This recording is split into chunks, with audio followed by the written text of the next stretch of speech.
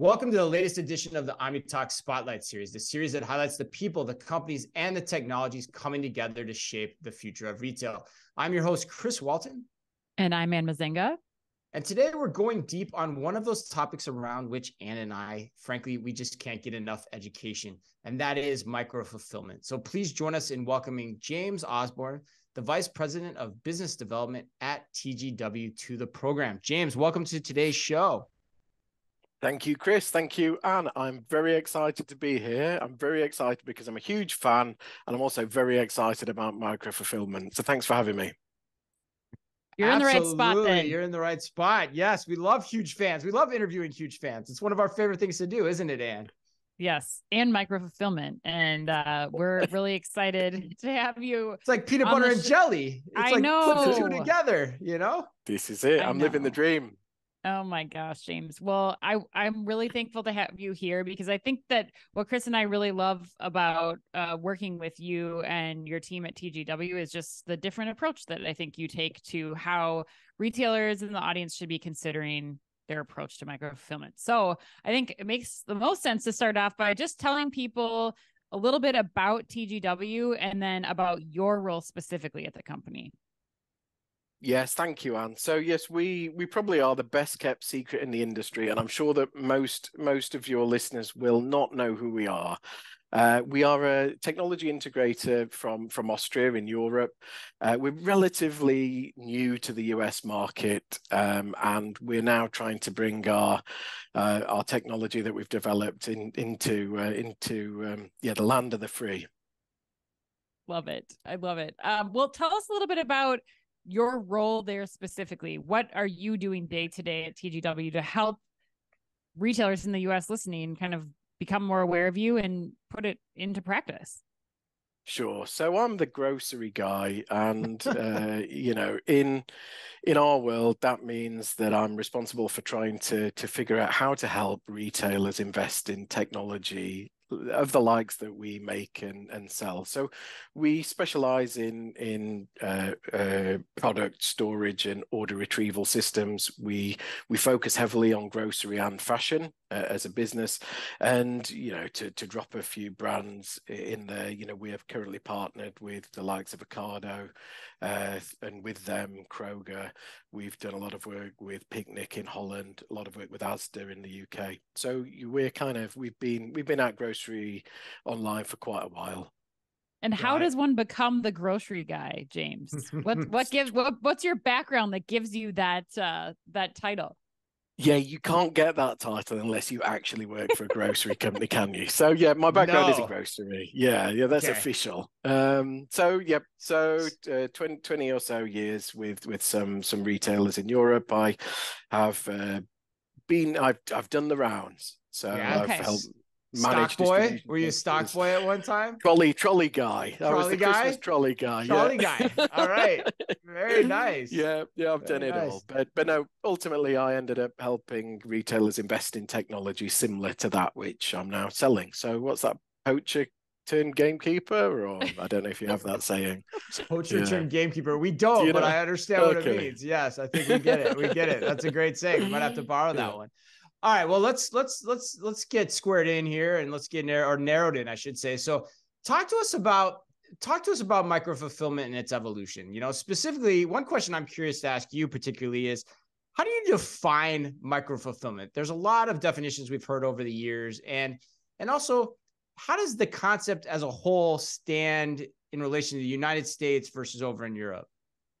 Yeah. Oh my gosh, Chris, it is really difficult to define it, and I think that's testimony to the fact that as a concept itself, it's developing constantly. So, I think for me, microfulfillment starts at somewhere between 500 to 1,000 orders a day as a physical entity. And probably a common misconception for me is that microfulfillment is co-located with a retail unit, and I don't see that personally. I see it as it can be a standalone solution, much smaller than 500, and we get into the world of nano fulfillment. And I think larger is probably a regional center. So I'm in the 1,000 orders a day camp.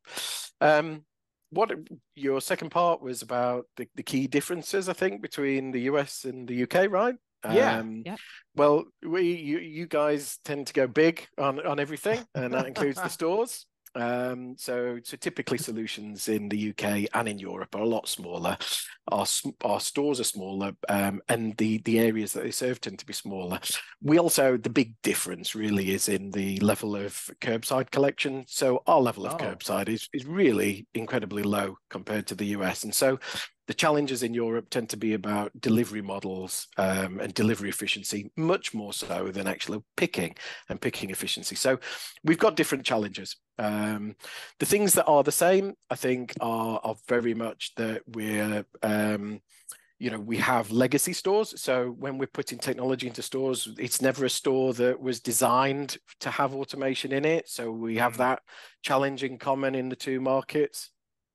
That's interesting. So I'm curious too, James. So, the one thing we always hear about, one of the big differences is just the density of the population of, say, London versus the suburban US. And you mentioned also that, one of the differences is picking efficiency being a requirement here because of curbside relative to last mile. So like, how do you make sense of those dynamics here, the urban density against the needs? Because it seems like some of what we hear with micro-fulfillment is you get the picking and the last mile efficiency. So how would you sort through all that for us? Right. So let's look at what happens in the stores in the UK in particular. So these guys have probably been at it for a little bit longer. So it's a slightly more mature market. And that means that the retailers themselves have had a bit more time to work on software solutions.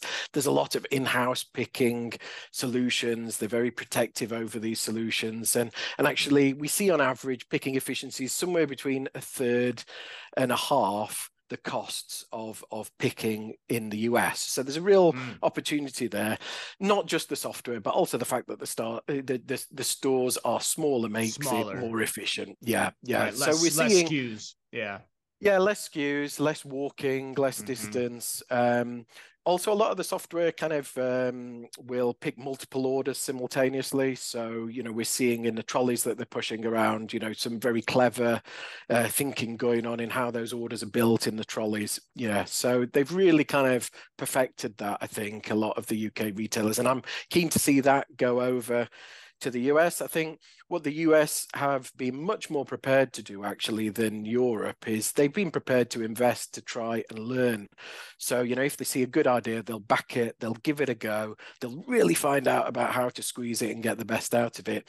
Actually, there's a bit of an attitude of we'll wait and see what our competitors are doing over in Europe. And actually, so that's a real positive about the US market. Well, James, as you go into the US market a little bit more, what are you seeing happen with those retailers? What are they concerned about as they try to understand the right micro-fulfillment solution for their operations? Well, I think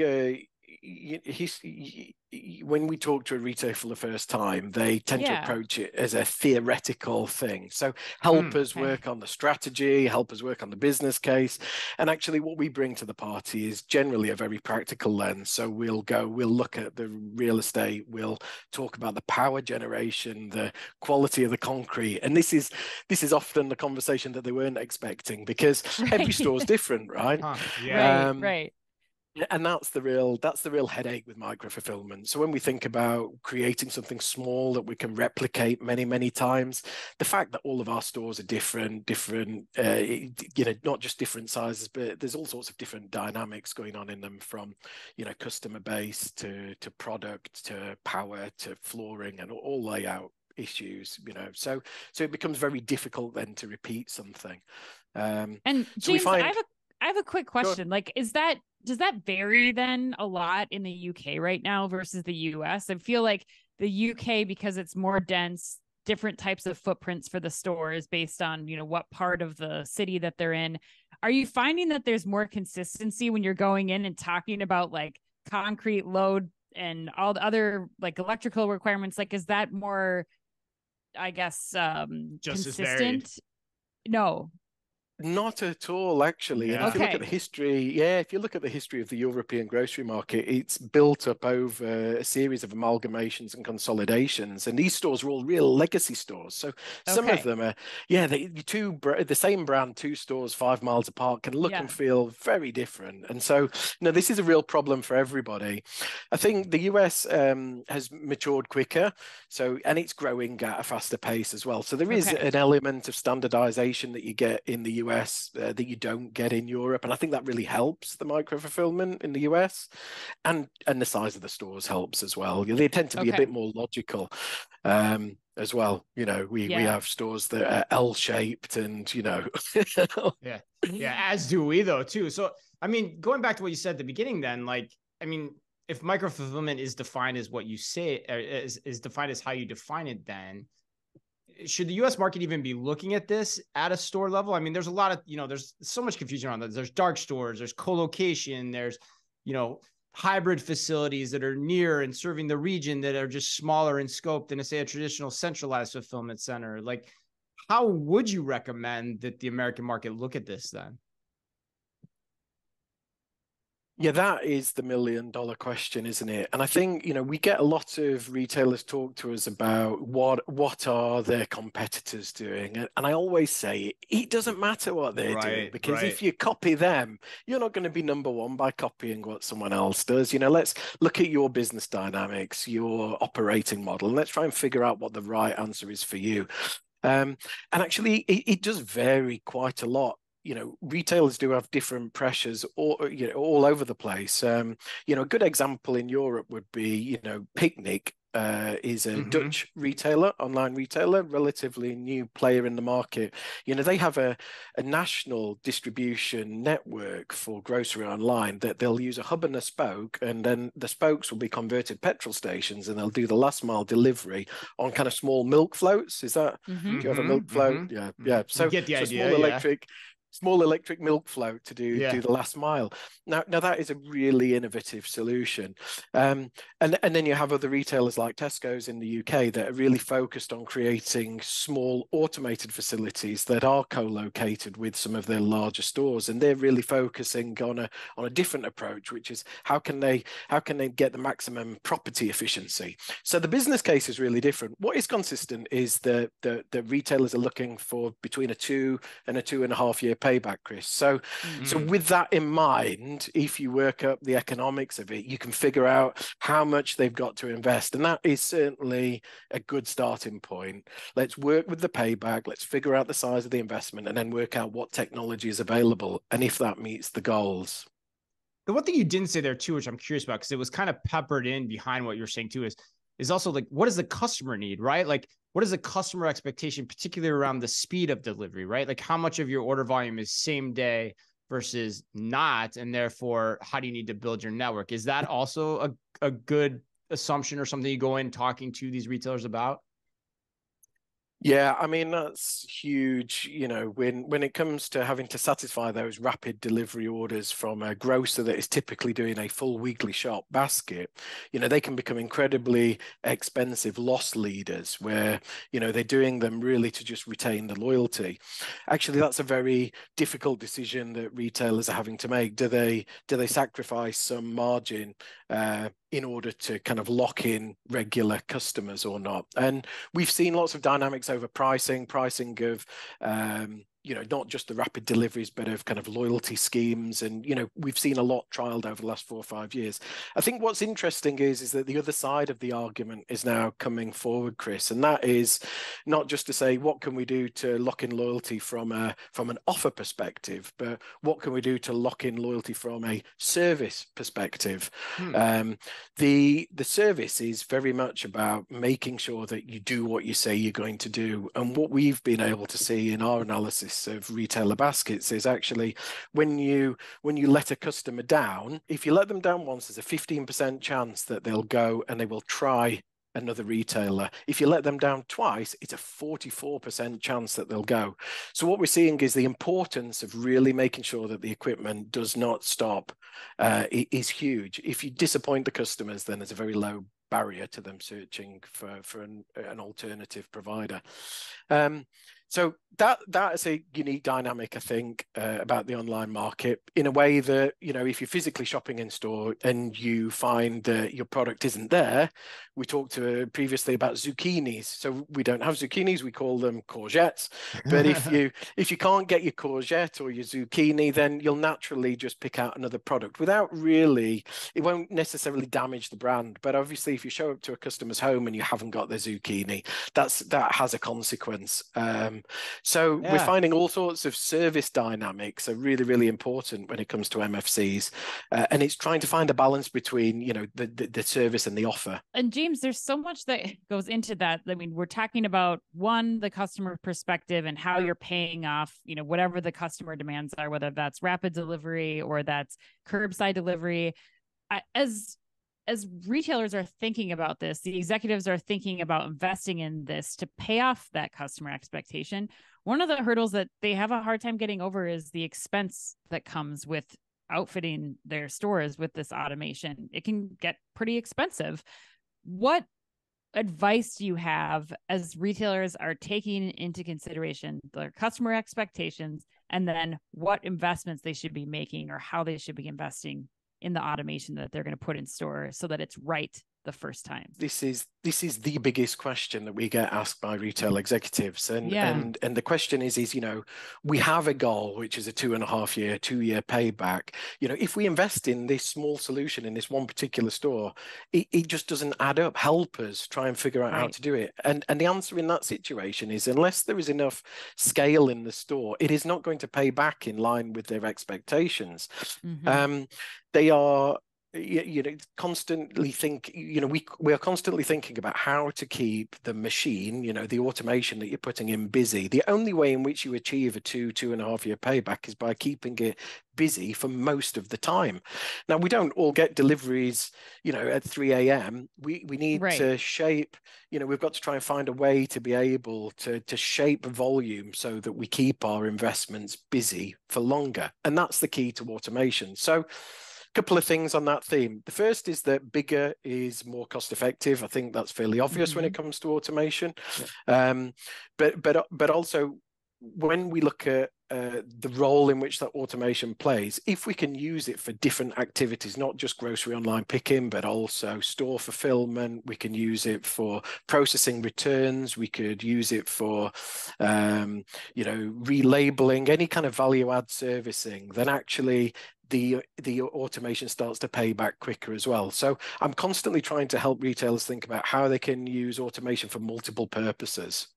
So and when you're talking about automation, dive a little bit more deeper into that, because I don't think I've heard the examples of helping process returns, helping with labeling. Like, are those things that are like the second phase after you make the first investment in fulfilling orders that you're able to kind of build on top of this once you have the automation installed? Or how do you kind of find those other use cases and then add that to the justification of the initial expense? There are many types of storage automation and picking automation, but typically a main type of solution would be something called an ASRS, so an automatic storage and retrieval system.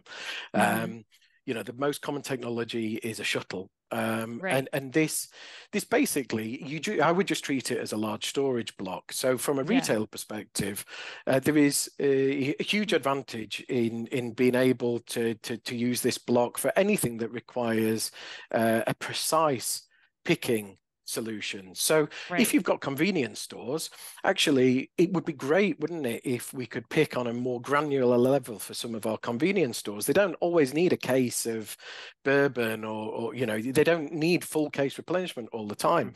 So a co-business case that I would couple with micro-fulfillment might be looking at individual unit replenishment to some of the local smaller stores. That's a classic, because then you can do that in the quieter hours when you're not picking for your grocery online operation. So I think, and we just need to think wider in terms of what are the problems that the retailer is trying to solve, and then we find that there's some logical fits with the grocery online technology.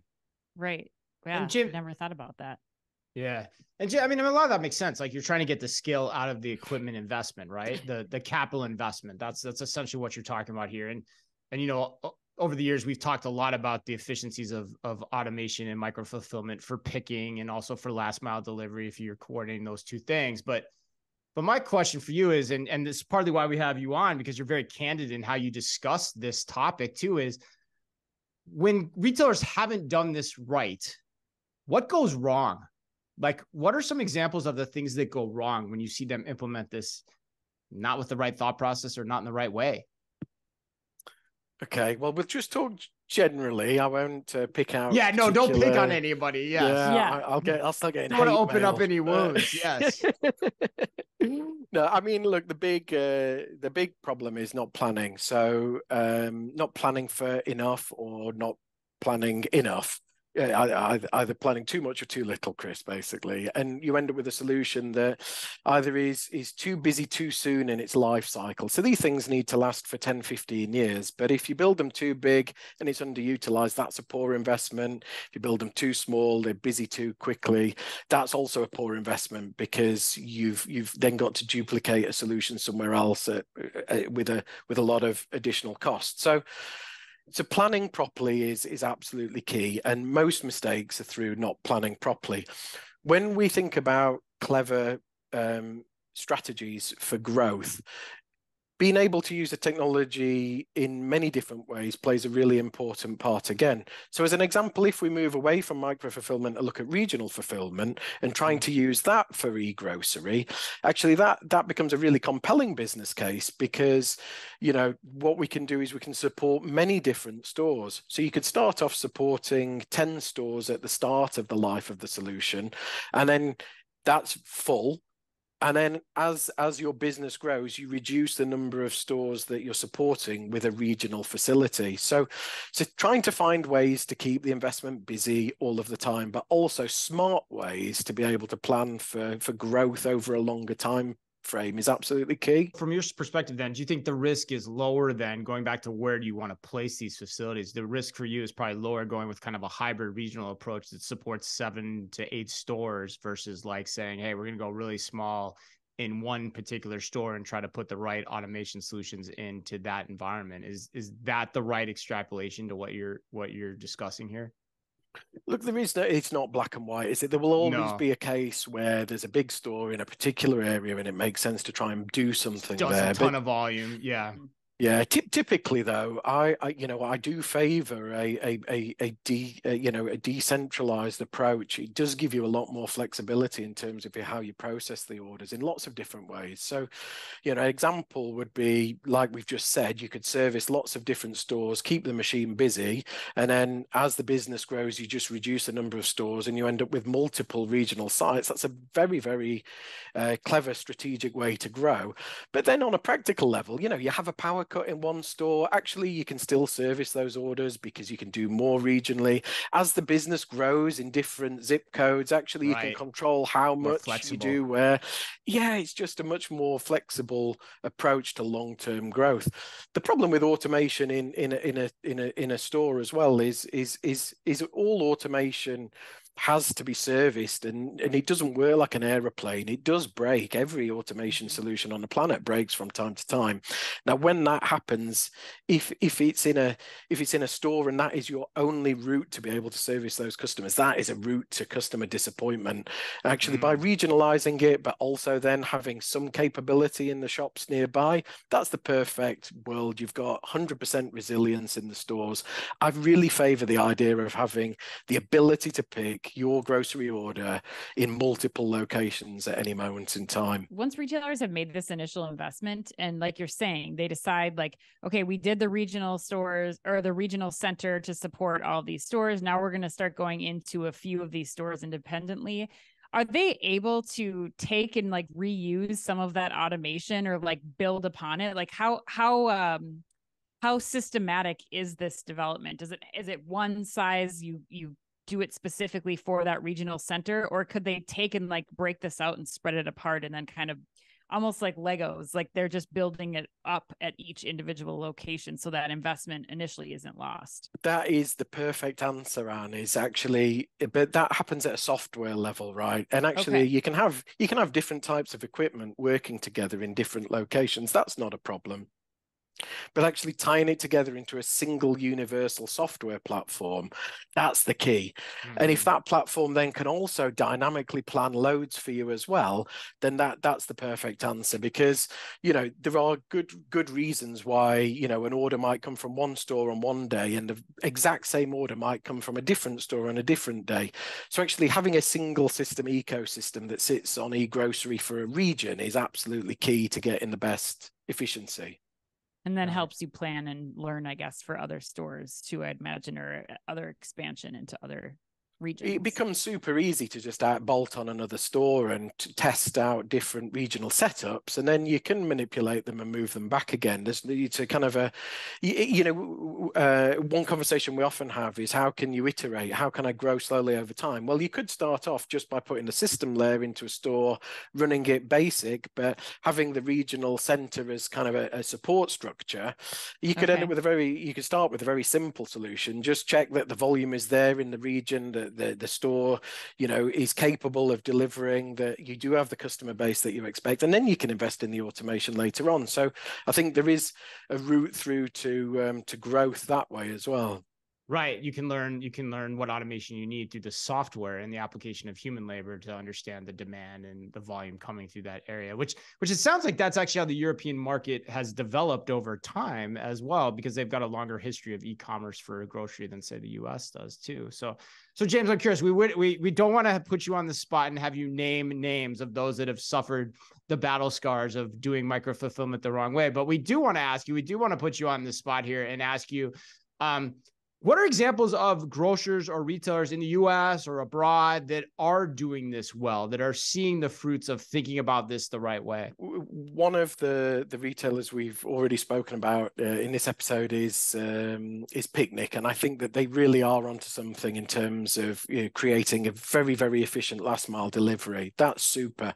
James, what's your advice? What's your approach? Like as we have listeners now listening to all the examples that you shared from the UK, from the US, I mean, where's the best place to start, and how are you kind of helping them decide how to like find that Goldilocks perfect spot in the middle, not too small, not too big? It's about understanding their operating model, Anne. And if we can, you know, my one bit of advice would be is to really analyze where your cost drivers are in your e-grocery operation. And trust me, it is different for everybody. Right. Not just wages being very different in different geographies, but you know, property costs and rental are very different, as are, you know, picking costs. And you've got to really understand that to understand where your biggest opportunities are. If you come to the conclusion that actually, you know, it's all about the last mile because you're spending an awful lot on that last mile delivery, then the key to really deal with that is actually not to invest in an individual store, but to try and pull it back and optimize those last mile deliveries over a much bigger geography. That's definitely the key there. If the key is picking efficiency, well, there's a lot of variables there. So if you really want to focus on picking efficiency, then there's a solution for everybody out there. And, you know, we provide a type of solution, but I think it would be fair to say, you know, our competitors have equally as good solutions. It's about finding a solution that has the sweet spot for your business. So, you know, this is the secret of automation, is the mechanical design of automation is designed to be optimized for a particular building height or building size or a particular SKU portfolio. They're all designed with an ideal customer in mind. What you've got to do, it's a bit like speed dating. You need to get out to the market, you need to meet all the integrators, and you need to work out who's got the best kit for your business, basically. And that would be my advice, is get out there, meet as many integrators as you possibly can.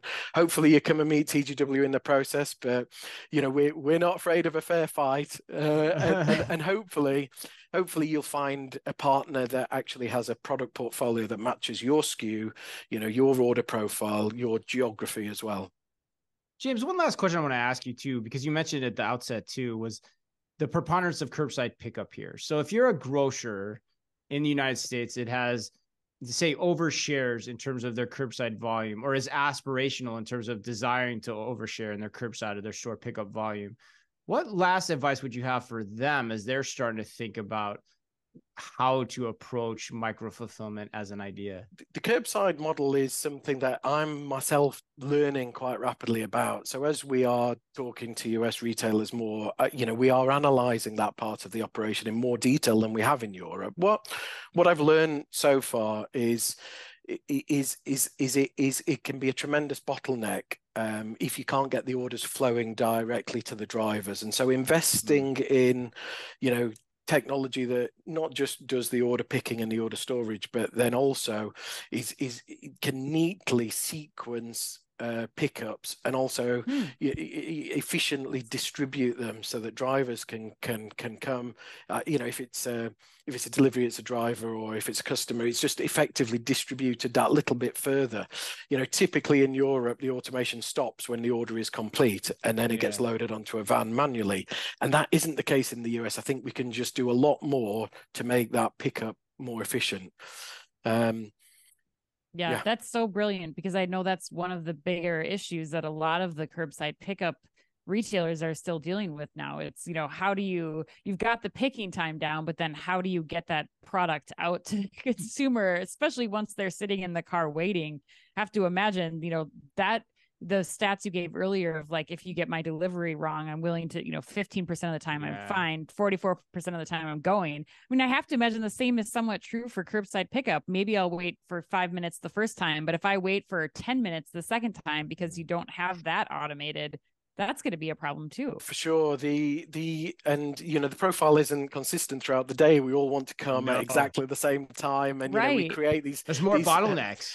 Oh yeah, we create amazing spikes and yeah. And if you plan for those spikes, you end up creating massive overcapacity. So neat ways in which you can create dynamic buffers right at the very last moment before pickup is key to being able to flatten the volume, further back up the operation, and not overinvest. I think that's a huge opportunity for the US, and that's certainly, it's an area in our designs where we're finding a lot of innovation. Well, James, I cannot tell you how much I appreciate this conversation. Yeah, this is great. We've covered micro-fulfillment for a long time, and I learned so much more today. Just how you're doing things with the retailers you're working with in the UK and Europe, and how you're starting to see some of those similar practices emerge here in the US. So I'm sure our listeners want to get in touch with you and find out more and have even deeper conversations with you. If they want to do that, what's the best way for them to connect with you? Thanks, Anne. It's probably the easiest just to message me on LinkedIn. Find me up, James Osborn, TGW, and I'll show up on LinkedIn. And please, if you want to continue the conversation, then please shoot me a message. Thank you. Well, find James Osborn, the grocery man himself, on LinkedIn. Thanks again, James, for sitting down with us. And on behalf of Chris and myself and all of us here at OmniTalk, to all of you, be careful out there.